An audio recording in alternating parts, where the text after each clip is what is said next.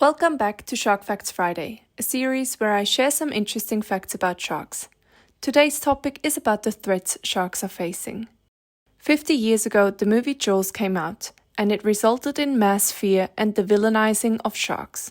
Because of Jaws, the human's innate fear of the unknown finally had a face and name to it, the quote-unquote man-eater. And so people began hunting sharks, and it seriously affected the great white shark population.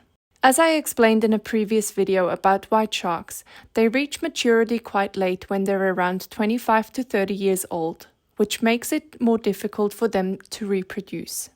The biggest threat to sharks, however, is the shark fin soup. As the name implies, this dish consists of shark fins and it's popular in China and Southeast Asian countries. Not only are the shark fins almost tasteless and the flavor comes from the broth, which is often just chicken broth, but this whole process is also very gruesome. After the sharks are caught, the fins then are cut off while the shark is still alive. The finless shark is then dumped into the ocean, and since most sharks can't breathe unless they swim, Some sharks are caught and brought to land as a whole, where the fins are sold to international buyers and the shark meat is often sold to local buyers. But here's the thing, shark meat contains a lot of mercury, which can pose health risks for humans. Unfortunately, shark meat is often also sold under a different name, like for example as flake in Australia and as rock salmon in the UK.